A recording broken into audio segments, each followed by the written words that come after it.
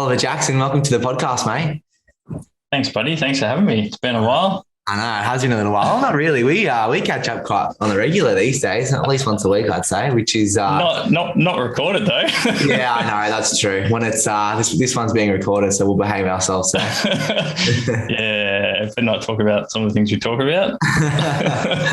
How's things in your neck of the wood anyway? Mate, another day in paradise. I know. Not gonna lie. Well, before, just for the listeners that probably haven't caught up with you lately or heard from you lately, I mean, you've done the big transition over, it's just south of Byron Bay?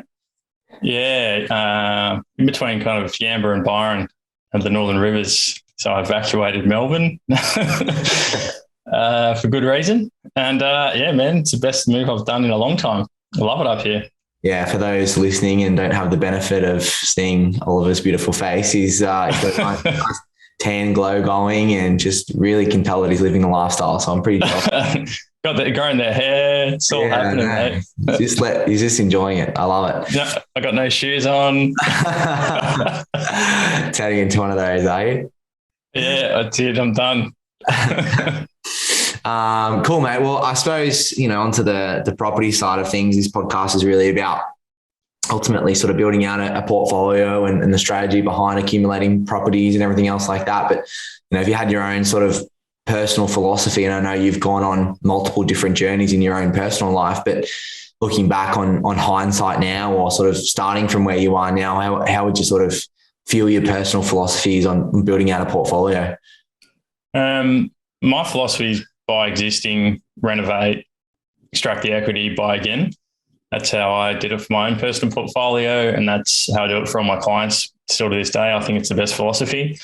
Stay away from the house and land and all that kind of crap. Buy something that can be renovated, no major structural defects or anything. Just keep a nice cosmetic reno, extract, and just keep going. Yeah, no, it's definitely what's the old saying, like the Burr strategy: buy, renovate, repeat, or something like that. I don't know what those three things are, but I don't know the analogy. Sounds like a good one, though. It's really ringing some bells. Forever. That's it's been a strategy for many people all around the world for a reason. Yeah, exactly. It works. The second question is more about sort of, what would you go back and tell yourself if you could when you started building out your portfolio? I think the best thing for you is you've kind of had that moment, right, where you built a portfolio, then you went through some things in your own personal life, and you had a kind of a bit of a fresh start with some cash in the bank. What did you sort of look at when you had that opportunity to go, okay, I got a fresh start now. This is what I'm going to do moving forward. Yeah, well, what I would have done differently, which is, I reckon, probably 99% of people would say is should have bought more. Just load up. I mean, you try and go as hard as you can, but I'm sure I could have bought more at the time.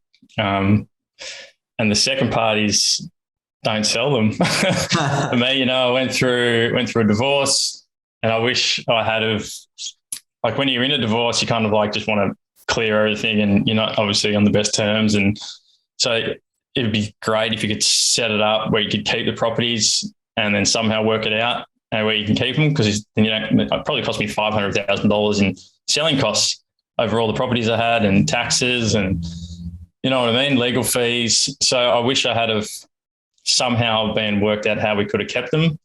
Then you'd have to buy each other out. It's just getting divorced is hard enough, let alone dealing with all that stuff. So we decided to sell everything. Wish I didn't. But hey, what do you do? Shit happens. Just do it all over again. Yeah, there's you clip such an expense on the way out when you're transacting those properties, and then you got to pay the 5% to get back in again, right? Like stamp duty and everything else like that. So you kind of lose out on both ways. Was there any sort of light in the end of the tunnel in terms of, maybe you had some bad assets or something that you always wanted to get rid of that you knew you could start fresh, or were you pretty comfortable with the portfolio to begin with?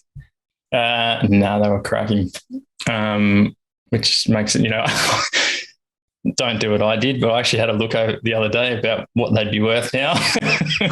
Probably an extra $1.5 million gone. But I was just like, oh, shit, I shouldn't have looked at that. Yeah. Not a good idea. The one thing I did do, which we actually fixed a couple of them just for a couple of years because I was starting up the business. So we thought we'd fix a couple of them, not expecting to ever sell them. I never tell people, I tell people never to fix loans. Like personally, I never want to do it, but I did it because the business was starting and I just wanted to know my expenses for the next little while. And it cost me 40 grand to get out of those fixed loans. So should have listened to myself. And was it multiple loans that you fixed? Yeah. Gosh. So they were fixed for 2 years. So basically if you've got a fixed loan and you get out of it after 6 months, you still have to pay the next 18 months of those interest rates. So yeah, I think it was about 40 something grand just for that part of it. That's rough. That's very rough. Yeah. Yeah. So don't fix loans, which is what I didn't want to do in the first place. But yeah, when you're starting up a business, I guess you kind of want to know where your money's going to go and how much it's going to cost you.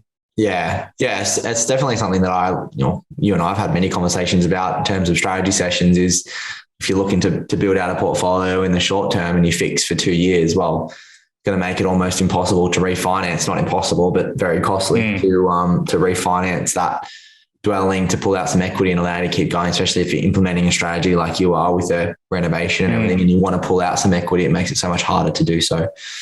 And I guess just on that business piece, I mean, most of the passionate property investors that I talk to ultimately turn that passion into a business. When was that sort of, obviously, you were earning a huge salary in the construction game. You built a portfolio through that, which you were lucky enough to. But when did that transition happen where you went, all right, now it's time to turn this into a business and something that I want to turn my passion into a career?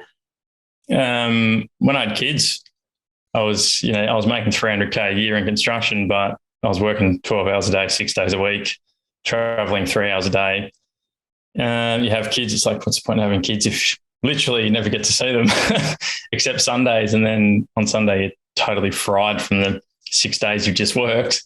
So it's kind of pointless. So I guess I actually met Ben Handler, who's now a mentor of mine. And just kind of, I guess between him and Frank Valentic, another buyer's agent, there was a mate of mine, kind of just saw what they were doing. And I'm like, man, I can do that.